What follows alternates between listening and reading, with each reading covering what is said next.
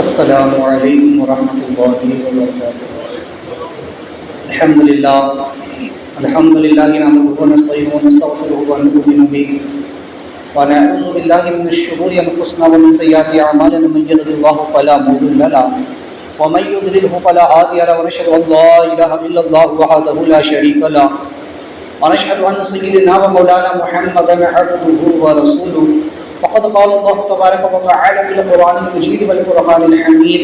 أعوذ بالله من الشيطان الرجيم بسم الله الرحمن الرحيم وحشر لسليمان جنوده من الجن والإنس والطير فهم يوزعون صدق الله العظيم وبلغنا رسوله النبي الأمين المكين الكريم لمن الشاهدين والشاكرين والحمد لله رب العالمين۔ آئیے آغاز گفتگو سے قبل ہم اور آپ مل کر انتہائی خلوص و محبت کے ساتھ غربت خضرا کی جانب اور غافر حضور آقائے نامدار مدینی کے تاجدار ہم غریبوں کے غمگسار جناب رحمت مجتبیٰ محمد مصطفیٰ علیہ تحیۃ و ثنا صلی اللہ تعالی علیہ وسلم کی بارگاہ میں کسبنا درود و سلام کرنا پیش کرتے ہیں صلی اللہ سیدنا و مولانا محمد معالی الجود والکرم علیہ وصحابہ وبارک وسلم۔ ایک وتقول اللهم صل على سيدنا محمد صلاة تنجينا بها من جميع الأهوال والآفات وتقضي لنا بها جميع الحاجات وتطهرنا بها من جميع السيئات وترفعنا بها عند بلد الدرجات وتبلغنا صراط من جميع الخيرات في الحياة بعد الممات إنك على كل شيء قدير۔ حصول برکت کے لیے اللهم صل صلاة كاملة وسلم سلاما تاما على سيدنا محمد تنحل بالقدر تنفرج بالقرب وتقدم الحوائج تنال الرغائب وحسن الخواتم ويستسقى الغمام بوجهه الكريم وعلى آله وأصحابه بكل لمحة ونفس بعدد كل معلوم لك يا الله يا الله يا الله۔ حضرت سیدنا سلیمان علیہ السلام کے ذکر خیر میں ہم نے اس سے قبل سماعت کیا کہ اللہ تبارک و تعالیٰ نے حضرت سلیمان علیہ السلام کے تابع فرمان جہاں ہوا اور دیگر چیزوں کو بنایا وہی جنات بھی آپ کے تابع فرمان بنائے گئے اور شیاطین جن سے آپ نے کئی بڑے بڑے حیرت انگیز کام کیے، جن میں سے ایک بہت بڑا کارنامہ بیت المقدس کی تاریخ بھی ہم نے دیکھی کہ بیت المقدس کس طریقے سے تعمیر ہوا۔ سلیمان علیہ السلام کے حکم سے جن اور شیاطین ان کے لیے سمندر سے موتی نکال کر لاتے، پہاڑوں کو توڑ کر کے لاتے، چٹانوں کو جو چاہتے ان کے لیے وہ بنوایا کرتے تھے۔ ایک روایت میں یوں بھی آیا ہے کہ جیسا کہ وہ جن ان کے لیے بڑی بڑی دیگیں بناتے تھے اور اسی کے ساتھ مجسمے بنایا کرتے تھے، تصویریں بنایا کرتے تھے۔ اسی کے ضمن میں آیا ہے کہ دھاتوں کے مجسمے بھی وہ بناتے تھے۔ سلیمان علیہ السلام نے اللہ کی بارگاہ میں دعا کی کہ اللہ ان مجسموں میں، ان مورتیوں میں ان میں جان ڈال تاکہ ہمیں دشمنوں سے جب جنگ کرنا پڑے تو ہمیں ہتھیار بنانے کی ضرورت نہ ہو، بلکہ یہی دھات کے بنائے ہوئے مجسموں میں اگر تو روح ڈال دے تو یہ ہماری طرف سے جنگ کرے۔ تو اسی سے اسفند یار نامی ایک شخص جو گزرا ہے آپ کے زمانے میں، جو بہت زیادہ طاقتور تھا، وہ دھات کا ایک مجسمہ تھا جسے جناتوں نے بنایا تھا اور اللہ تبارک و تعالیٰ نے اس میں اپنی طرف سے روح دی۔ تو چونکہ جن اور شیاطین آپ کے تابع فرمان تھے، جو حکم آپ دیتے وہ اسے فوراً بجا لاتے۔ آگے اللہ تبارک و تعالیٰ نے سلیمان علیہ السلام کے لشکر کا ذکر فرمایا، وحشر لسلیمان جنودہ، اور سلیمان علیہ السلام کے لیے لشکر جمع کیا گیا، ایک بہت بڑا لشکر آپ کے لیے جمع ہوا۔ وہ لشکر کس کا تھا؟ تو فرمایا گیا کہ من الجن والانس والطیر، تین مخلوق اس کے اندر خاص طور سے تھی، جن، انس اور پرند۔ تو جنات، انسان اور پرندے یہ خاص طور سے جب آپ کا لشکر نکلتا سیر و تفریح کے لیے، جب آپ جنگ کے لیے باہر جانے کا ارادہ کرتے، دشمنوں سے مقابلہ کرنے کا ارادہ فرماتے، تو آپ جب لشکر کو جمع کرتے، لشکر کو ترتیب دیتے، تو یہ تین مخلوق خاص کر کے اس میں ہوتی، جنات، انسان اور پرندے۔ لہٰذا ہر کوئی اپنے حسب معمول جو ہے تو اس میں ہوتا، اور چونکہ یہ سب الگ الگ جگہ سے ایک جگہ پر جمع ہوتے تھے، لہٰذا فہم یوزعون، پھر ان کی جماعتیں بنائی جاتی تھیں۔ لہٰذا فارس جو ہے اس کا ایک شہر ہے، مشہور شہر، اور وہیں پر جو ہے تو سلیمان علیہ السلام کا دارالخلافہ تھا، جہاں پر جنات، انسان اور پرندے الگ الگ جگہ سے آ کر کے جمع ہوتے تھے، اور پھر وہاں پر آپ ان سے مشورہ فرماتے اور لشکر کو ایک ترتیب دی جاتی تھی، اور اسی ترتیب کے ساتھ یہ لشکر آپ کے ساتھ روانہ ہوتا تھا۔ لہٰذا سلیمان علیہ السلام کے لشکر میں ہر جنس کو علیحدہ علیحدہ روکنے والا اور انہیں منتشر ہونے سے بچانے والا موجود ہوتا تھا۔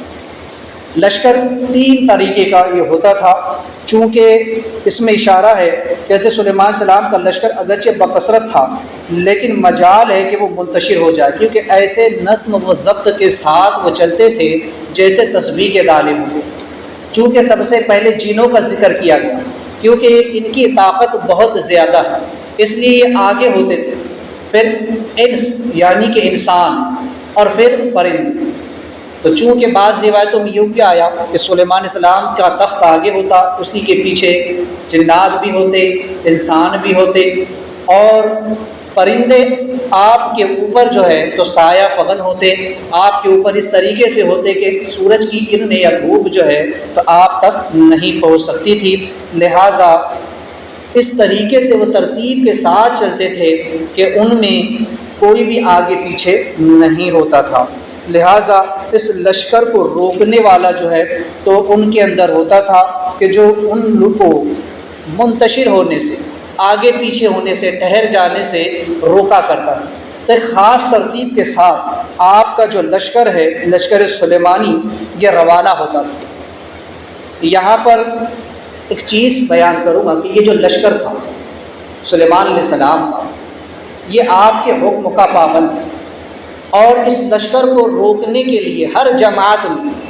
ایک خاص شخص ہوتا تھا۔ پرندوں کے اندر پرندوں میں سے ہوتا، جنات میں جنات سے ہوتا، اور انسانوں میں انسان سے ہوتا، جو ان کو ترتیب دیتا تھا اور ان کو آگے پیچھے ہونے سے روکے رکھتا تھا۔ لیکن اللہ تبارک و تعالیٰ نے اپنے محبوب صلی اللہ علیہ وسلم کو جو لشکر عطا فرمایا، اور جس لشکر سے اللہ نے اپنے حبیب صلی اللہ علیہ وسلم کی جو ہے تو مدد فرمائی، اس کی شان ہی کچھ اور ہے۔ اس کی شان بڑی نرالی ہے کہ جنگ کے میدان میں آقا کریم صلی اللہ تبارک و تعالی علیہ وسلم جب نکلتے تو اس شان کے ساتھ حضور علیہ السلام کا لشکر نکلتا کہ سرکار علیہ الصلوۃ والسلام آگے آگے ہوتے اور آپ تمام صحابہ آپ کے پیچھے ہوا کرتے۔ جب میدان جنگ میں پہنچتے تو سرکار کے صرف ایک اشارے پر تمام صحابہ صفیں باندھ کر کے کھڑے ہو جایا کرتے۔ اور پھر یہ تو وہ لشکر ہے کہ جو جنگ اور جہاد میں آپ کے ساتھ ہوتا تھا، اور یہ ایک ظاہری جہاد ہے، ایک ظاہری معاملہ ہے، لیکن جسے باطنی جہاد فرمایا گیا، اپنے نفس سے جہاد کرنا، اور جسے فرمایا کہ سب سے اہم ترین چیز ہے نماز۔ تو نماز کے لیے جب انسان جمع ہوتے، مسلمان جمع ہوتے ہیں، اسی لیے اکثریت کو سب سے زیادہ فوقیت دی گئی کہ جتنے زیادہ مسلمان جماعت میں ہوں گے، ان کی جتنی زیادہ کثرت ہوگی، اللہ تبارک و تعالیٰ کا دست رحمت ان پر ہوگا۔ اللہ کی اتنی رحمت اور اللہ تبارک و تعالیٰ کا اتنا فضل اور اتنا کرم اس جماعت پر ہوتا ہے جو سب سے زیادہ ہوتا ہے۔ اب یہاں پر علماء فرماتے ہیں کہ ایک نفیس نقطہ ہے کہ سلیمان علیہ السلام جب اپنے لشکر کو جمع کرتے جنگ پر روانہ ہونے کے لیے، تو اس لشکر کو ترتیب دینے کے لیے بھی ایک وقت درکار ہوتا تھا۔ پرندوں کو صفوں میں ان کی صفیں بنانے کے لیے، انسانوں کی صفیں بنانے کے لیے، اور جنات کی صفیں بنانے کے لیے، ان کو ترتیب دینے کے لیے کون آگے کون پیچھے ہوگا، کون کس رفتار سے چلے گا، کیسے چلے گا، تو ہر ایک کو ترتیب دینے کے لیے ایک خاص انہی میں سے ہوتا، اور اس کے لیے بھی ایک وقت درکار ہوا کرتا تھا۔ لیکن فرماتے کہ اللہ تبارک و تعالیٰ نے اپنا محبوب علیہ السلام کو جو لشکر عطا فرمایا، نمازیوں کا لشکر، کہ میرے آقا علیہ السلام فرماتے قرۃ عینی فی الصلاۃ، نماز میری آنکھوں کی ٹھنڈک ہے۔ تو فرماتے کہ جب مومنین نماز کے لیے جمع ہوتے ہیں تو صرف آدھے منٹ سے بھی کم کا وقت، یا زیادہ زیادہ پکڑ لیجیے 1 منٹ کا وقت کس کے لیے لگتا ہے؟ جو اقامت کہی جاتی ہے۔ اقامت جب پکاری جاتی ہے جماعت کے لیے تو اس میں ترتیب لینے کے لیے اور جماعت کھڑی ہونے کے لیے کتنا وقت درکار ہوتا ہے، کتنا وقت لگتا ہے؟ آدھے منٹ سے کم یا بمشکل 1 منٹ، اسی کے اندر جو ہے تو جماعت کی اقامت کی اذان پکار دی جاتی ہے، مسلمانوں کی صفیں لگ جایا کرتی ہیں۔ اب آپ اگر دیکھیں یوٹیوب کے اوپر یا پھر وہ لوگ جو حج کو لیے جا چکے ہیں، جو حج کر کے آئے ہیں، وہ دیکھے ہیں انہوں نے، یا آپ بھی دیکھ سکتے ہیں یوٹیوب کے اوپر کہ حجاج اکرام کعبہ شریف کے اندر جب خانہ کعبہ کا طواف ہوتا ہے اور اگر عین نماز کا وقت ہو جاتا ہے یا جب نمازی خانہ کعبہ میں جمع ہوتے ہیں تو جس وقت آقا علیہ السلام فرماتے ہیں کہ 6 لاکھ سے کم جو ہے تو حاجی حج نہیں کریں گے کعبے، یہ تو روایتوں میں آتا ہے۔ تو اتنے حجاج خانہ کعبہ میں موجود ہوتے ہیں، صرف آدھے منٹ کے اندر ان کی صفیں لگ جاتی ہیں۔ نمازیوں کا یہ لشکر صرف آدھے منٹ میں تیار ہو جاتا ہے اپنے رب کی بارگاہ میں حاضر ہونے کے لیے۔ تو سلیمان علیہ السلام کے لشکر کو تیار ہونے کے لیے ایک وقت درکار ہوتا تھا، لیکن نمازیوں کے لشکر کو اپنے رب کی بارگاہ میں حاضر ہونے کے لیے آدھے منٹ سے بھی کم کا وقت لگتا ہے، یا 1 منٹ کے اندر یہ لشکر نماز کے لیے اپنے رب کی بارگاہ میں کھڑا ہونے کے لیے تیار ہو جاتے، اور نمازی صفوں میں اپنی اپنی جگہ لے لیتے اور کاندھے سے کاندھا ملا کر کھڑے ہو جاتے۔ تو چونکہ یہ اللہ تبارک و تعالیٰ کا اپنے محبوب صلی اللہ علیہ وسلم پر بڑا فضل ہے، تو جماعت کی نماز کی اسی لیے فضیلت ہے کہ جتنے زیادہ نمازی ہوں گے، اسی لیے جمعہ کا دن اسی لیے عطا کیا گیا تاکہ سب ایک ساتھ جمع ہو اور نمازیوں کی، ایمان والوں کی، مسلمانوں کی کثرت ہو تو اللہ تبارک و تعالیٰ ان پر اپنی رحمتوں کا جو ہے تو نزول فرماتا ہے۔ تو چونکہ لشکر سلیمانی کی جو تعداد ہے اس کے متعلق تفسیر روح البیان میں ہے کہ سلیمان علیہ السلام کا لشکر 300 میل لمبا اور 300 میل چوڑا تھا، اور 75 میل پر انسان، 75 میل پر جنات اور 75 میل پر پرندے اور 75 میل پر وحشی جانور پھیلے ہوئے ہوتے تھے۔ اتنا طویل، اتنا لمبا یہ لشکر ہوتا، اور آپ کے 1000 شیشے کے گھر تھے جو لکڑیوں کا تیار کیے گئے، اور آپ کی 300 منکوہات یعنی 300 بیویاں تھیں اور 700 کنیزیں اس میں رہائش پذیر تھی، اور آپ کے لیے جنات نے 3 میل لمبا اور 3 میل چوڑا سونے کا ریشم کا قالین بھی تیار کر رکھا تھا، اور اس درمیان میں آپ کا سونے کا منبر بچھایا جاتا اور اس پر آپ رونق افروز ہوتے۔ اس کے ارد گرد 700 سونے کے 7 لاکھ سونے اور چاندی کی کرسیاں بچھائی جاتی تھیں، اور ان سونے کی کرسیوں پر آپ کے نائبین اور چاندی کی کرسیوں پر علماء کرام بیٹھتے، اور ان کے ارد گرد اور ان کے آس پاس انسان، اور پھر ان کے آس پاس جنات، اور پھر ان کے آس پاس شیاطین، اور اس طرح یہ نوری جماعت پر پرندے اپنے پر بچھا دیتے کہ ذرہ برابر بھی سورج کی کرن ان پر نہیں پڑتی، اور اس پورے لشکر کو ہوا اٹھا کر کے لے کر کے چلا کرتے۔ لہٰذا ہوا کا کام تھا کہ اس پورے لشکر کو اسی طرح سے اٹھا کر کے لے کر کے چلے۔ تو اس شان کے ساتھ سلیمان علیہ السلام جب سیر و تفریح پر نکلتے یا دشمنان اسلام، دشمنان دین سے جنگ کرنے کے لیے چلتے تو آپ ہوا کو حکم دیتے اور ہوا آپ کے لشکر کو لے کر چلتی۔ روایت میں تفسیر البیان میں ہے کہ آپ کی خاص قسم کی کرسی بنائی گئی، اور اس کرسی کے اگلے 2 جو پائے ہیں اس پر شیر بنائے گئے تھے، اور اوپر کی حصے میں 2 گدھ بنائے گئے تھے۔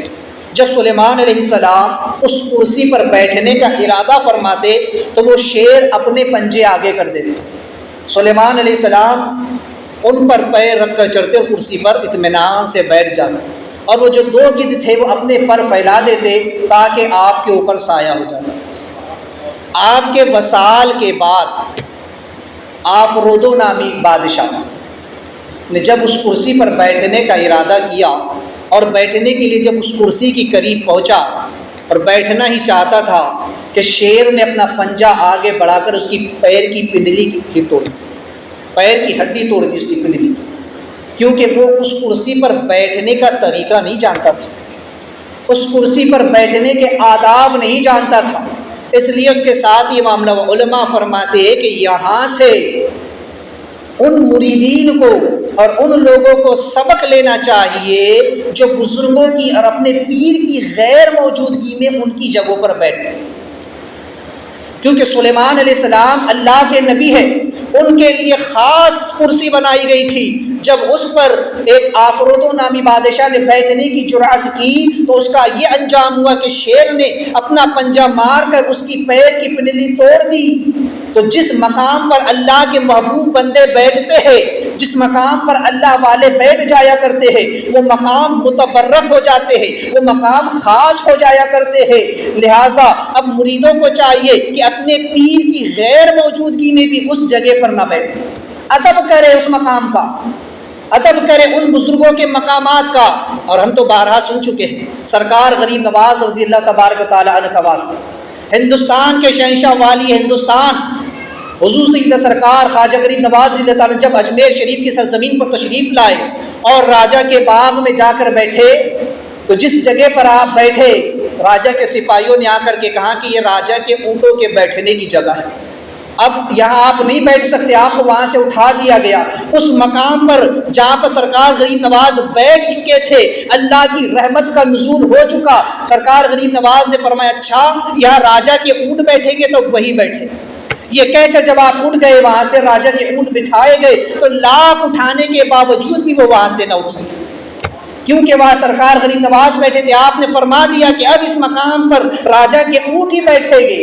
لہٰذا وہ اٹھ نہیں سکی۔ تو یہاں سے بتایا جاتا ہے کہ ادب بہت بڑی چیز ہے، با ادب با نصیب، بے ادب بے نصیب ہوا کرتا۔ تو بزرگوں کے مقامات یا بزرگوں کی بیٹھنے کی جگہ یا جس چیز کو بزرگوں نے استعمال کیا اس کا بھی ادب کیا جائے، کیونکہ اس پر بھی اللہ تعالیٰ کی رحمتوں کا نزول ہوتا ہے۔ تو چونکہ ہوا سلیمان علیہ السلام کے اس پورے لشکر کو اٹھا کر کے لے کر چلا کرتی تھی، اور ہوا کو سلیمان علیہ السلام کا حکم تھا جو تیز ہوا ہوتی وہ آپ کے لشکر کو اوپر کو اٹھاتی، اور جو نرم ہوا ہوتی وہ اس کو آگے بڑھایا کرتی تھی۔ آج ایروپلین کا زمانہ ہے، پلین ٹیک آف کرتا ہے، جب پلین اڑتا ہے تو اس کے لیے خاص طاقت، قوت اور ہوا جد درکار ہوتی۔ جب ہوا میں چلتا ہے تو فضا میں اس کے لیے خاص جد ہوا بھی ہوتی ہے کہ کس طریقے کی ہوا میں وہ کتنی رفتار میں چلے گا، کیسے چلے گا۔ حضرت سیدنا سلیمان علیہ السلام کا تخت جس کو ہوا اڑا کر کے لے کر چلتی تو جو تیز ہوا ہوتی وہ پہلے اس کو زمین سے اوپر کی سمت میں اٹھاتی، جتنی فٹ اوپر کو لے جانا ہوتا آج پلین 1000 فٹ اوپر تک اڑتا ہے۔ حضرت سلیمان علیہ السلام کے لشکر کو آپ جہاں تک چاہتے وہاں تک ہوا اوپر کو اٹھا کر کے لے جاتے، پھر آپ ہوا کو وہ ہوا جو نرم چلتی ہے اسے حکم دیتے تو وہ ہوا اسے آگے کو بڑھایا کرتی تھی، اور پھر اللہ تبارک و تعالیٰ نے ہوا کو حکم دے رکھا تھا کہ وہ سلیمان علیہ السلام کے تابع فرمان رہے۔ لہٰذا سلیمان علیہ السلام زمین و آسمان کے درمیان چلتے وقت زمین پر ہونے والی آوازوں کو بھی سن لیا کرتے تھے۔ زمین پر جو معاملات ہو رہے ہیں، زمین پر جو باتیں ہو رہی ہے سلیمان علیہ السلام اسے بھی سن لیا کرتے تھے۔ اب انشاءاللہ میں اس کو ویسے تو آگے بیان کروں، چونکہ ہوا میں بھی یہ ہوا ہی ہوتی ہے کہ جو آوازوں کو منتقل کرتی ہے۔ آج ٹیلی فون وغیرہ جو سب کچھ بنا ہے کسی کی ایک دین، تو چونکہ ہوا کے اندر آواز ٹھہرتی ہے اور وہ ہوا آواز کو ایک جگہ سے دوسری جگہ منتقل کرتی ہے، پہنچانے کا کام کرتی ہے۔ تو چونکہ ہوا زمین کی باتوں کو سلیمان علیہ السلام تک پہنچا دیا کرتی، سلیمان علیہ السلام 1000 فٹ اوپر ہونے کے باوجود بھی زمین پر ہونے والی آواز کو سن لیا کرتے۔ اللہ تبارک و تعالیٰ نے وہ قوت سماعت آپ کے کانوں کو عطا فرمائی۔ اللہ کے رسول صلی اللہ علیہ وسلم ارشاد فرماتے ہیں کہ اللہ نے 3 چیزوں کو سننے کی طاقت عطا فرمائی۔ کیا فرماتے ہیں کہ اللہ کے رسول فرماتے ہیں کہ اللہ نے 3 چیزوں کو سننے کی طاقت عطا فرمائی ہے۔ پہلی جنت کہ وہ سنتی ہے، دوسرے جہنم وہ بھی سنتی ہے، اور تیسرے وہ فرشتہ کہ جو میری بارگاہ میں متعین ہو چکا ہے وہ بھی سنتا ہے۔ اب اللہ کے رسول اسلام فرماتے ہیں کہ جب کوئی بندہ دعا کرتا ہے اللہم انی اسألک الجنہ، اے اللہ میں تجھ سے جنت کا سوال کرتا ہوں، مجھ کو جنت عطا فرما، مجھ کو جنت میں داخل فرما، تو جنت سن لیتی ہے اور اللہ کی بارگاہ میں عرض کرتی ہے کہ مولا جس بندے نے یہ دعا کی ہے تو اس کو مجھ میں داخل فرما۔ جب کوئی بندہ دعا کرتا ہے اللہم اجرنی من النار، اے اللہ مجھ کو جہنم سے نجات عطا فرما، تو جہنم سن لیتی ہے اور اللہ کی بارگاہ میں عرض کرتی ہے کہ مولا جس بندے نے مجھ سے پناہ مانگی ہے تو اسے مجھ سے دور فرما، اسے مجھ میں داخل نہ فرمانا۔ اور جب کوئی مسلمان، کوئی مومن، میرا امتی مجھ پر درود پڑھتا ہے، سلام پڑھتا ہے، تو وہ فرشتہ اسے سن لیتا ہے اور میری بارگاہ میں اس کا نام اس کے باپ دادا کے نام کے ساتھ بیان کر دیتا ہے۔ اب یہاں پر ایک بات عرض کروں، یہاں سے وہابی دیوبندی کہتے ہیں کہ نبی کریم صلی اللہ علیہ وسلم کو معاذ اللہ سننے کی طاقت نہیں، وہ دور و نزدیک کی آواز کو نہیں سن سکتے، اس لیے ان کی بارگاہ میں فرشتے کو متعین کیا۔ کتنی حیرت کی بات ہے کہ جس نبی کے صدقے میں جنت بنی، جس نبی کے صدقے میں جہنم بنی، جس نبی کے صدقے میں وہ فرشتہ بنا اور خود اس نبی کی خدمت میں اسے حاضر کیا گیا اور وہ اس نبی کی بارگاہ میں حاضر ہے، اور حضور اسلام کی بارگاہ میں صلاۃ و سلام پڑھنے والے کا نام اس کے باپ دادا کے نام کے ساتھ پیش کرتا ہے، خود وہ نبی نہیں سن سکتے؟ کتنے تعجب کی بات۔ علماء فرماتے ہیں کہ ایسا نہیں ہے، اگر حدیث پاک سے مراد یہی لیا جائے کہ حضور نہیں سن سکتے تو پھر سب کے سننے کی نفی ہو جائے گی، کیونکہ حدیث میں اللہ کے رسول السلام نے فرمایا اللہ نے 3 چیزوں کو سننے کی طاقت عطا فرمائی، 3 چیزوں کو اللہ نے سننے کی قوت عطا فرمائی، جنت، جہنم اور فرشتہ۔ تو کیا اس کا مطلب یہ ہو گیا کہ پھر جو دیگر چیزیں وہ نہیں سنتی ہیں؟ کیا سارے انسان نہیں سنتے ہیں؟ کیا سارے فرشتے نہیں سنتے ہیں؟ کیا سارے جنات نہیں سنتے ہیں؟ کیا دیگر مخلوقات کو بھی سننے کی طاقت نہیں دی گئی؟ علماء فرماتے ہیں کہ یہاں مراد یہ ہے کہ دور کی بات کو سننے کی طاقت اللہ نے ان 3 کو خاص طور پر عطا فرمائی، اور جب ان کو عطا فرمائی ہے تو حضور اسلام کو بدرجہ عدم اللہ نے عطا فرمائی۔ اب حضور اسلام کی بارگاہ میں فرشتے کو کیوں متعین کیا گیا؟ علماء نے 2 طریقے سے اس کا جواب دیا۔ فرماتے ہیں کہ ایک وجہ تو یہ ہے کہ جب کوئی شخص حضور علیہ الصلوۃ والسلام پر درود و سلام پڑھتا ہے، اگر وہ بے خیالی میں پڑھتا ہے، توجہ سے نہیں پڑھتا ہے، عشق میں نہیں، جھوم کر نہیں پڑھتا ہے، تو اس کا درود و سلام فرشتہ حضور تک پہنچاتا ہے۔ اور جب کوئی بندہ عشق رسول میں ڈوب کر پوری طرف کے ساتھ، توجہ کے ساتھ حضور پر درود و سلام پڑھتا ہے تو حضور خود اس کا درود و سلام سنتے ہیں۔ اور ایک روایت میں یہ ہے کہ اس فرشتے کو حضور کی عظمت کی خاطر وہاں کھڑا کیا گیا ہے، تاکہ وہ ہر ایک کے درود و سلام کو سن کر کے حضور کی بارگاہ میں پیش کر دے۔ حضور خود بھی سنتے ہیں، لیکن جیسا دنیا کا ایک دستور، ایک قانون ہے کہ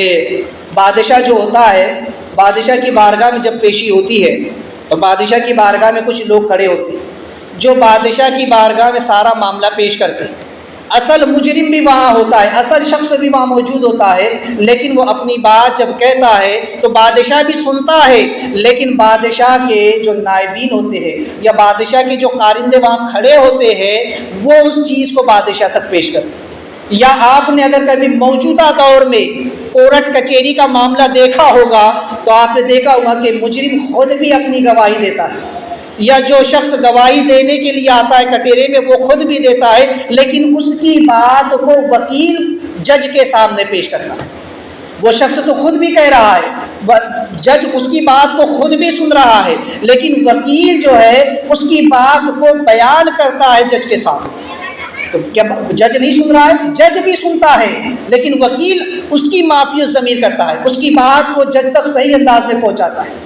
تو چونکہ جب جج خود بھی سن رہا ہے تو اس سے جج کے سننے کی نفی نہیں ہوتی کہ جج سنتا نہیں ہے، جج کو سمجھتا نہیں ہے، جج کو سب سمجھتا ہے، لیکن وکیل متعین کیا گیا ہے کیونکہ کورٹ کا ایک قانون ہے، ایک طریقہ کار ہے کہ جس کو اپنی بات کہنی ہو، چاہے وہ مجرم ہو، گواہ ہو، کوئی بھی ہو، پہلے وہ وکیل کے پاس ہو، پھر وکیل اس کو حاضر کرے، پھر وہ اپنی گواہی دے سکتا ہے، اور وکیل پھر اس کو جج کے پاس جو تو پیش کرے گا، تب جا کر جج اس پر فیصلہ کرتا ہے۔ تو اللہ کے رسول صلی اللہ علیہ وسلم خود بھی سنتے ہیں، سب کی آواز سنتے ہیں، دور و نزدیک کی سنتے ہیں، دور و نزدیک کے سننے والے وہ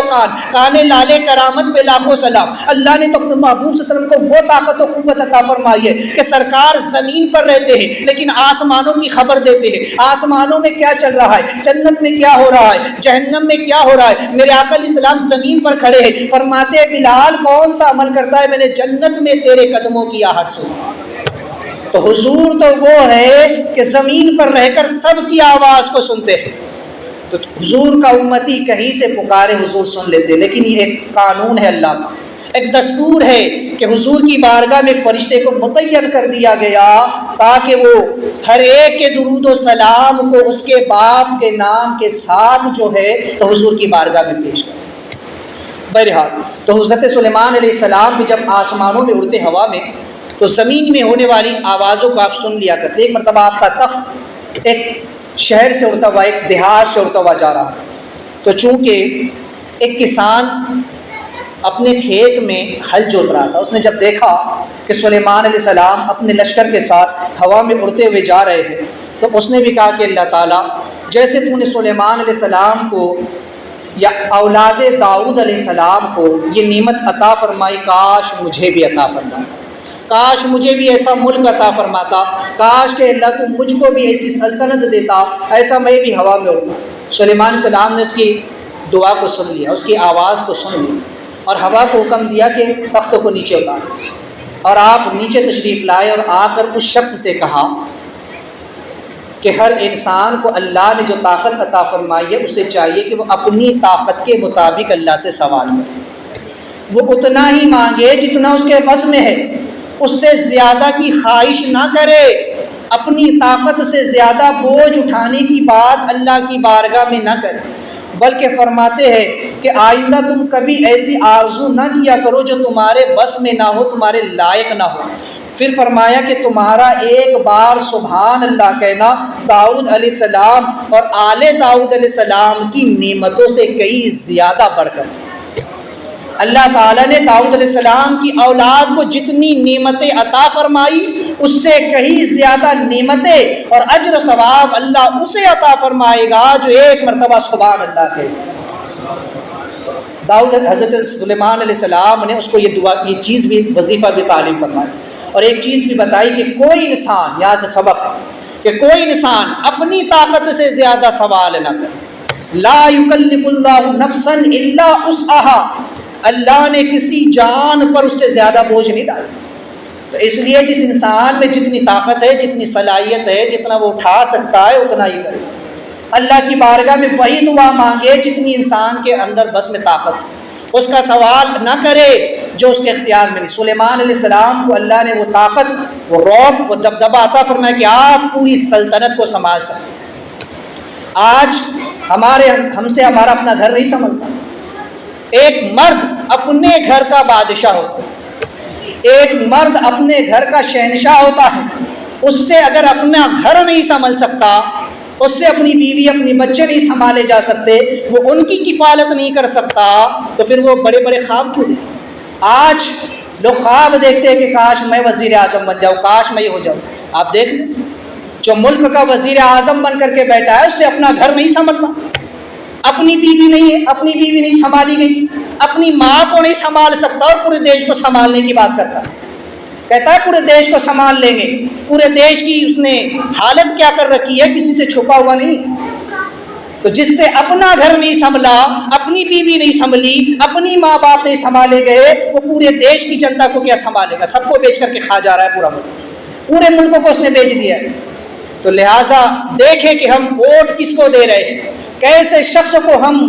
جو ہے تو اپنا وزیر بنا رہے، کس کو شخص کو ہم اپنا جو ہے تو اس کے ہاتھوں میں اپنی زندگیوں کو اور اپنے حالات کو ہم سونپ رہے ہیں۔ انسان غور کرے، ابھی الیکشن قریب آنے والے، اس لیے مسلمان اس چیز کو بھی دیکھیں کہ ہم اپنی حفاظت کی ذمہ داری کس شخص کو دے رہے ہیں۔ خود ایک قاتل کو ہم اپنی جان سونپنے جا رہے ہیں۔ تو لہٰذا میرے ہاتھ ضمن چند باتیں آ گئی، تو چونکہ انسان اتنا ہی سوال کرے جتنا کہ اس کے اختیار میں۔ حضرت سیدنا سلیمان علیہ السلام کا تخت جب اڑتے ہوئے مدینہ شریف سے گزرا تو آپ نے مدینہ شریف کی سرزمین کو دیکھ کر کے فرمایا کہ یہ وہ سرزمین ہے کہ جہاں پر نبی آخر الزماں صلی اللہ تعالی وسلم ہجرت فرمائے اور یہیں پر آپ قیام فرمائیں گے اور یہیں پر آپ کی آخری آرام گاہ۔ بلکہ بعض روایتوں میں ہے کہ وہاں پر سلیمان علیہ السلام نے اپنے تخت کو اترنے کا حکم بھی دیا، ادب کے ساتھ اس زمین پر آپ اترے بھی اور لہٰذا اس زمین پر آپ نے اللہ کی عبادت کی۔ کیوں؟ اس لیے کہ یہ وہ مقدس سرزمین ہے کہ جہاں پر آقا کریم صلی اللہ علیہ وسلم جلوہ فرما ہونے والے۔ لوگ کہتے ہیں نبی کو غیب کی خبر نہیں ہوتی۔ سلیمان علیہ السلام ہمارے آقا کریم صلی اللہ علیہ وسلم سے کئی ہزار سال پہلے آ کے جا چکے،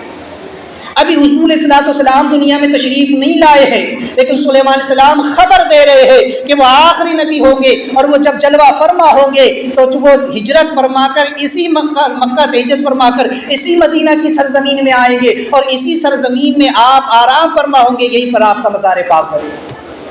تو حضرت سیدنا سلیمان علیہ السلام نے ہمیں ادب سکھایا کہ حضور نبی کریم علیہ السلام کے شہر کا ادب کیا ہے کہ وہاں سے اگر تخت گزر رہا ہے تو آپ نے ادب کے ساتھ اس سرزمین پر اتر کر کے آپ نے ادب سکھایا ہے کہ حضور علیہ السلام کی بارگاہ کا ادب کیا ہے۔ ابھی تو سرکار تشریف بھی نہیں لائے، آج حجاج وہاں جاتے ہیں تو بہت سارے لوگ بے احتیاطی کرتے ہیں۔ یہ وہ بارگاہ ہے کہ جہاں پر ادب سے حاضر ہونے کا حکم دیا گیا، فرمایا گیا کہ لا ترفعوا اصواتکم فوق صوت النبی ولا تجہروا بالقول کجہر بعضکم لبعض ان تحبط اعمالکم وانتم لا تشعرون۔ فرمایا کہ یہ وہ بارگاہ ہے کہ یہاں پر آواز بھی بلند نہیں ہونی چاہیے۔ اگر تمہاری آواز نبی کی آواز پر بلند ہو گئی تو پھر اللہ تبارک و تعالیٰ تمہارے سارے اعمال کو برباد کر دے گا اور تمہیں خبر بھی نہیں ہونے دے گا، تمہیں پتہ بھی نہیں چلے گا کہ تمہاری ساری نیکیاں برباد ہوگی۔ تم جو حج کرنے کے لیے آئے ہو اور نبی کی بارگاہ میں آ کر ذرا بھی بے احتیاطی کر دی، نبی کی بارگاہ میں آ کر اپنی آواز کو ان کی آواز پر بلند کر دیا، اگر کوئی گستاخی کر دی تو یہ سارا حج بھی بیکار ہو جائے گا، ساری زندگی کی ساری نیکیاں بھی ضبط کرنی چاہیے، اللہ خبر بھی نہیں ہونے دے گا۔ تو حضرت سلیمان علیہ السلام نے ادب سکھایا ہمیں اس دربار کا، وہ سرزمین جس کی قسم اللہ نے فرمائی، یاد فرمائی لا اقسم بہذا البلد وانت حل بہذا البلد، جس شہر کی قسم اللہ نے یاد فرمائی تو سلیمان علیہ السلام نے ہمیں اس شہر کا جو ہے تو ادب سکھایا ہے۔ تو چونکہ حضرت سیدنا سلیمان علیہ السلام نے ہمیں بتایا کہ بزرگوں کی بارگاہ کا، خود حضور نبی کریم علیہ السلام کی بارگاہ کا ادب کیا ہوتا ہے، تو چونکہ سلیمان علیہ السلام کو جو لشکر اللہ تبارک و تعالیٰ نے عطا فرمایا اور اس لشکر کے ساتھ آپ جہاں چاہتے وہاں جائیں۔ یہاں پر ایک بات آپ سماعت کریں کہ اولیاء اکرام فرماتے ہیں کہ انسان کا جو جسم ہے وہ مکمل مثل لشکر کی طرح ہے۔ میں نے پچھلے ہفتے بھی کہا تھا کہ انسان کی جو روح ہے وہ مثل سلیمان علیہ السلام کی، اور اس کے بدن میں کئی قسم کی قوتیں ہیں جو کام کر رہی ہیں، وہ اچھی قوتیں جو نیکی پر ابھارتی ہے وہ جنات کی طرح، اور وہ قوتیں وہ طاقتیں جو انسان کو برائی کی طرف لے کر کے جاتی ہیں وہ شیاطین کی طرح۔ تو انہیں قابو میں رکھنا اور انسان کا جو پورا جسم پورا وجود ہے یہ لشکر کی طرح ہے۔ انسان جب کہیں جانا چاہتا ہے تو اس کا پورا وجود اس کے ساتھ چل کر کے جاتا ہے۔ جیسے سلیمان علیہ السلام جب کہیں جانے کا ارادہ فرماتے تو پورے لاؤ لشکر کے ساتھ آپ تشریف لے جایا کرتے، ایسے ہی انسان جب کہیں جاتا ہے تو اس کا پورا وجود اس کے ساتھ ہوتا ہے۔ ایسا نہیں ہوتا کہ جب روح کہیں جانا چاہتی، صرف ایک وقت ہوتا ہے، ایک تو انسان جب سوتا ہے تب اس کی روح اس کے بدن سے نکل کر کے عالم میں جہاں چاہتی ہے سیر کرتی، یا پھر مرنے کے بعد اس کا تعلق اس سے جب ٹوٹتا ہے تب جو ہے تو روح اور بدن ایک دوسرے سے جدا ہوتا ہے۔ تو تب دونوں کیفیتوں میں آپ دیکھیں جب انسان سوتا ہے اس وقت اس کا پورا جسم بے حس ہو جاتا ہے، وہ چل پھر نہیں سکتا، حرکت نہیں کرتا، اور جس وقت انسان کی موت ہو جاتی ہے اس وقت بھی انسان کا جسم حرکت نہیں کرتا۔ تو بغیر روح کے یہ جسم ادھورا ہے۔ تو اسی طرح جس طرح بغیر سلیمان علیہ السلام کے ان کے لشکر ادھورا رہ جائے، جہاں آپ جاتے پورے لشکر کو ساتھ لے کر کے جاتے، یہ روح جہاں جانے کا ارادہ کرتی ہے پورے وجود کو اپنے ساتھ لے کر کے جاتی ہے، انسان کا پورا جسم چل کر کے جاتا ہے۔ اور جس طرح سلیمان علیہ السلام کے لشکر کے الگ الگ حصے تھے، انسان کے جسم میں الگ الگ حصے، ہر کوئی الگ الگ کام کو انجام دیتا ہے۔ پیر چلنے کا کام کرتے ہیں، ہاتھ اٹھانے کا کام کرتے ہیں، آنکھ دیکھنے کا، کیونکہ سلیمان علیہ السلام کا لشکر جب چلتا تھا تو ایسا نہیں کہ صرف لشکر چلا کرتا تھا، بلکہ ہر لشکر کی طرف ایک خاص ذمہ داری بھی ہوتی، وہ اس ذمہ داری کو بھی ادا کیا کرتا تھا۔ سلیمان علیہ السلام تک جو حالات اور واقعات ہوتے اسے بیان کیے جاتے۔ اللہ نے انسان کو حواس خمسہ عطا فرمائی۔ انسان جب چلتا ہے اس کے پورا وجود اس کے ساتھ ہوتا ہے، جب کوئی معاملہ پیش آتا ہے تو پورا جسم روح کو خبر دیتے ہوئے چلتا ہے۔ آنکھ دیکھ کر کے بتاتی ہے آگے کیا ہے، کان سن کر کے بتاتے ہیں، جلد جو ہے تو اسے محسوس کر کے بتاتی ہے، اور انسان کی ناک اسے سون کر کے، زبان چک کر کے، تو غرض کے پورا وجود انسان کا ایک لشکر کی طرح ہے۔ اب جب اس لشکر کو انسان لے کر کے چلے تو کس طرح سے چلنا چاہیے اس لشکر کو، انشاءاللہ اس کا ذکر آ گیا ہے، کیونکہ جب سلیمان علیہ السلام کا لشکر کہیں سے گزرتا تو اس کی کیفیت کیا ہوتی ہے، آگے جو واقعہ آ رہا ہے چوٹی کا، تو انشاءاللہ وہاں آپ دیکھیں گے تو انسان کو چلنے کے آداب یہاں سے سیکھنا چاہیے۔ تو بہرحال انسان کا وجود خود ایک لشکر کی طرح ہے۔ انسان جب اپنے وجود کو لے کر کے چلے، اپنے لشکر کو لے کر کے چلے تو پوری احتیاط کے ساتھ چلے۔ اور میں نے پچھلے ہفتے بھی کہا کہ یہ جو روح ہے مثل سلیمان علیہ السلام کی، یہ طاقتیں اور قوتیں کچھ جنات اور شیاطین کی طرح، یہ پورا اس کا وجود ایک لشکر کی طرح، ایک سلطنت کی طرح۔ اور جس طرح سلیمان علیہ السلام کی بارگاہ میں ایک وزیر جن کا نام آصف بن برخیہ ہے، جو ہر وقت آپ کو نیک اور اچھے مشورے دیتے، یہاں انسان کے جسم میں اس کی مثال عقل کی، کہ عقل انسان کو ہر وقت اچھا مشورہ ہی دیتی۔ اب یہ نفس امارہ ہے جو اسے بہکاتا۔ اسی طرح سلیمان علیہ السلام کی بارگاہ میں ایک فرشتہ ہوتا جس کے ہاتھ میں ایک آگ کا ڈنڈا ہوتا۔ جب بھی کوئی جن یا کوئی شیطان آپ کا حکم ماننے سے انکار کرتا وہ اسے فوراً جو تو ڈنڈا مارتا۔ اسی طرح یہاں اس کی مثال انسان کے ضمیر کی طرح ہے۔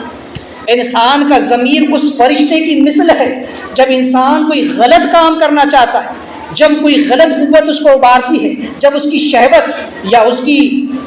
اس کا لالچ یا حرص یا طمع یا کوئی بھی بری صفت جب ابھر کر کے آتی ہے، جب انسان کو غصہ آتا ہے، جب انسان کے قدم غلط راہ کی طرف بہکنا چاہتے ہیں، تب انسان کا ضمیر اسے شریعت کا کوڑا مار کر کے روکتا ہے۔ ایک نہ ایک مرتبہ ضمیر اسے ٹوکتا ضرور ہے کہ تو جو کرنے جا رہا ہے وہ غلط ہے۔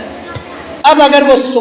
سمجھ جائے، سنور جائے تو اس میں اس کا انسان کا فائدہ، اور نہ سنبھلے نہ سنورے تو پھر اس کا نقصان۔ تو اس لیے اپنے ضمیر کو زندہ رکھیں،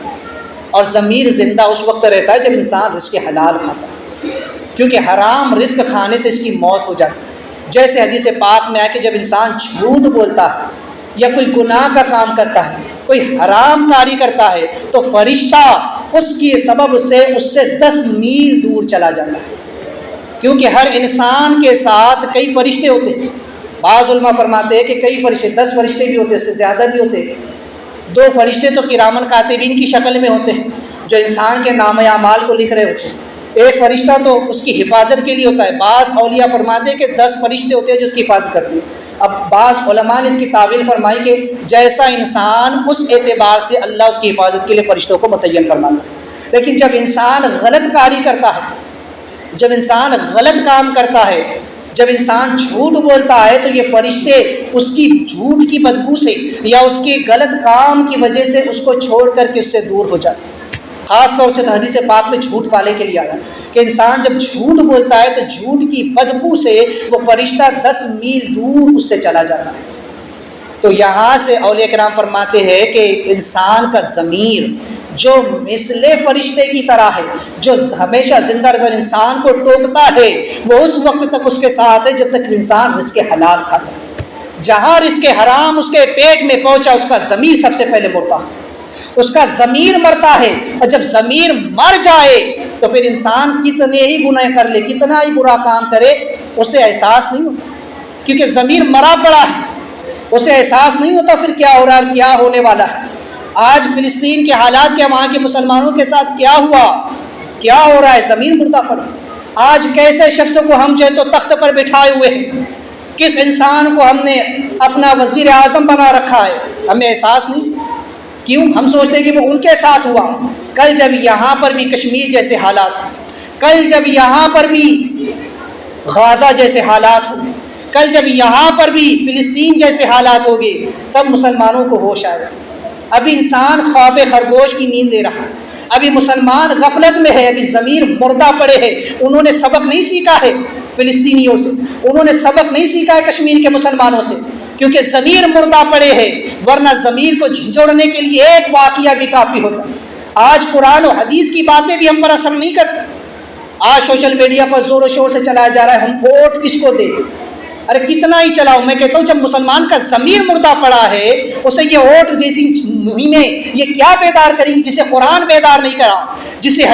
حدیث پاک کو سن کر بیدار نہیں ہوتا، جو مسلمانوں کے حالات کو دیکھ کر بیدار نہیں ہے، جو فلسطین کے حالات کو دیکھ کر بیدار نہیں ہوتا ہے، جو کشمیریوں کے ہونے والے ظلم و ستم کو دیکھ کر بیدار نہیں ہوتا ہے، وہ اس چلنے والی مہم کو اور آنے والے حالات جو بیان کیے جا رہے ہیں اسے دیکھ کر کب بیدار ہو؟ کب مسلمان سمجھیں گے، سمجھیں گے اور جانیں گے کہ اگر ہم نے آج ایسے شخص کو تخت پر بٹھایا تو کل ہمارے حالات کیا ہوگے؟ لیکن ضمیر مردہ پڑ گئی، گناہوں کی ایسی لت لگی ہوئی ہے، اسی لیے اللہ نے ایسے ظالم کو ہم پر مسلط کیا۔ ہم یہ نہ دیکھیں پھر اب سکے کے دو رخ ہوتے ہیں، صرف ایک پہلو دیکھ کر نہ چلے کہ کیسا ظالم بادشاہ ہے، یہ بھی دیکھیں ہمارے اعمال کیسے، دونوں چیز پر نظر رکھیں۔ اگر آج یہ ظالم حکومت ہم پر مسلط کی گئی ہے تو ہمارے اعمال کیسے؟ ہم نے اپنے رب کو کتنا راضی کیا؟ اگر اس رب کو راضی کر لو گے تو پھر کیا مجال ہے اس ظالم جابر؟ اللہ نے فرعون کے غرور کو خاک میں ملا دیا، اللہ نے نمرود کے غرور کو خاک میں ملا دیا، یہ کس کھیت کی مولی؟ لیکن مسلمان یہ خواب خرگوش ہے، اس کا ضمیر مردہ پڑا ہے، یہ راہ راست سے بھٹک چکا ہے، اسی لیے ان جیسوں کو راست پر لانے کے لیے، صراط مستقیم پر لانے کے لیے اللہ کبھی کبھی ایسے ظالموں کو مسلط کرتا ہے۔ تو بہرحال اب بھی وقت ہے قبل اس کے کہ ان فلسطینیوں کے جیسے حالات یہاں پر پیدا ہو، اس سے قبل مسلمان سمجھ جائے اور اپنے حالات کو سنوارے۔ اللہ تبارک و تعالی ہم تمام کو کہنے سے زیادہ عمل کی توفیق عطا فرمائے۔ دوران گفتگو غلطی و توبہ کرتا ہوں، استغفر اللہ ربی من کل ذنب و اتوب الیہ۔ حضرات، چونکہ نماز کے مسائل کا سلسلہ بھی شروع تھا رمضان سے قبل، رمضان میں چونکہ رمضان کے مسائل شروع تھے اور یہ سلسلہ رک گیا تھا، اب پھر سے نماز کے مسائل کا سلسلہ شروع کرتے ہیں۔ اس سے قبل ہم نے نماز فجر کے مسائل کو دیکھا، اب نماز ظہر کے مسائل، چونکہ حضرت امیر المومنین عمر فاروق رضی اللہ تبارک تعالیٰ سے مروی ہے کہ حضور نبی کریم صلی اللہ تعالی وسلم نے فرمایا کہ جس نے ظہر کے پہلے 4 رکعت نماز پڑھی گویا اس نے تہجد کی 4 رکعت نماز پڑھی۔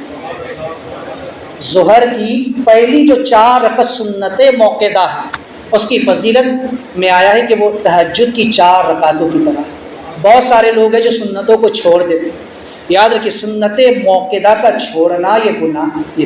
اس شخص سے پوچھوں گی اس پر عتاب ہوگا، اور بار بار سنت موقدہ کو ترک کرنے والا فاسق کہا گیا، اور اس شخص سے جو ہے تو سختی کے ساتھ باز پرسش ہو، بلکہ اس شخص کو فاسق معلن کہا گیا کہ جو بار بار سنت موقدہ کو ترک کرتا ہے۔ اور اصح یہ ہے کہ سنت فجر کے بعد ظہر کی پہلی 4 سنتوں کا مرتبہ ہے، یعنی ظہر فجر کی 2 رکعت جو سنت موقدہ ہے، اس کے بعد اگر سب سے زیادہ اہمیت کسی نماز کی سنتوں میں تو وہ ظہر کی 4 رکعت سنت موقدہ کی ہے، جس کے بارے میں حضور صلی اللہ علیہ وسلم نے فرمایا کہ جو شخص ظہر کی 4 رکعت سنت موقدہ کو ترک کرے گا وہ میری شفاعت سے محروم رہے گا۔ اللہ، اب جو لوگ سنت موقدہ کو چھوڑتے ہیں وہ یہاں سے عبرت حاصل کرتے ہیں کہ وہ شخص کل قیامت کے دن حضور کی شفاعت سے محروم رکھا جائے گا۔ لہٰذا ظہر کی نماز کا وقت آفتاب نصف النہار سے کے ڈھلتے ہی شروع ہو جاتا ہے، اور ظہر کا جو وقت امام اعظم کے نزدیک ہے وہ ہے کہ ہر چیز کا سایہ اس کے سایہ اصلی کے 2 مثل یعنی ڈبل ہو جائے۔ چونکہ بہت سے لوگ یہ سمجھتے ہیں کہ زوال کا وقت مکروہ تحریمی ہے، جو زوال کا وقت ہوتا ہے لوگ اس کو مکروہ وقت سمجھتے ہیں کہ زوال کا وقت مکروہ ہے، اس لیے اس وقت میں لوگ نماز نہیں پڑھتے، بلکہ زوال کا وقت جواز کا وقت ہے۔ وہ اس بات کا ثبوت ہے کہ جو وقت مکروہ تھا وہ گزر گیا اور اب جو وقت جائز ہے وہ شروع ہو گیا۔ تو زوال کا وقت لگنے کا مطلب ہی یہی ہے کہ ظہر کا وقت اب شروع ہو گیا، کیونکہ زوال کہتے ہی اس کو ہے کہ سورج جب ڈھلنا شروع ہو جائے، اور ڈھلنا کس کو کہتے ہیں؟ جب کوئی چیز اپنے عروج کو پہنچ جائے اور جب وہ عروج سے نیچے اترنے لگے وہ زوال، جب وہ مکمل عروج پر ہو وہ وقت اس کے عروج کا ہوگا۔ تو سورج جب مکمل نصف النہار پر ہو، درمیان میں ہو، وہ وقت ہوتا ہے کہ جو وقت مکروہ تحریم ہوتا ہے، مکروہ ہوتا ہے۔ اور جب سورج ڈھلنا شروع ہو جائے تب زوال کا وقت ہوتا ہے، گویا یہاں سے ظہر کا وقت شروع ہو گیا ہے۔ اور اس سے قبل یعنی زوال کے وقت میں تو نماز جائز ہے، اس سے قبل، اس سے پہلے جو وقت مکروہ تحریمی ہے وہ ہے شرعی نصف النہار، یعنی سورج جب بھر بیچ میں، اس وقت آپ نہ کوئی نماز فرض پڑھ سکتے ہیں، نہ نفل، نہ سنت، نہ ادا، نہ قضا، اور نہ کوئی سجدہ کر سکتے، حتیٰ کہ سجدہ تلاوت بھی کرنا منع ہے۔ تو لہٰذا زوال کا جو وقت ہے وہ ہرگز ممنوع اور مکروہ وقت نہیں، بلکہ یہ جواز کا وقت ہے۔ تو لہٰذا اس مسئلے کو ذہن میں رکھیں، انشاءاللہ اس کے جو اور دیگر مسائل ہیں وہ آگے آئیں گے۔ اللہ تبارک و تعالیٰ عمل کرنے کی توفیق عطا فرمائے۔ استغفر اللہ رب من کل ذنب و اتوب الیہ، لا الہ الا اللہ محمد رسول اللہ۔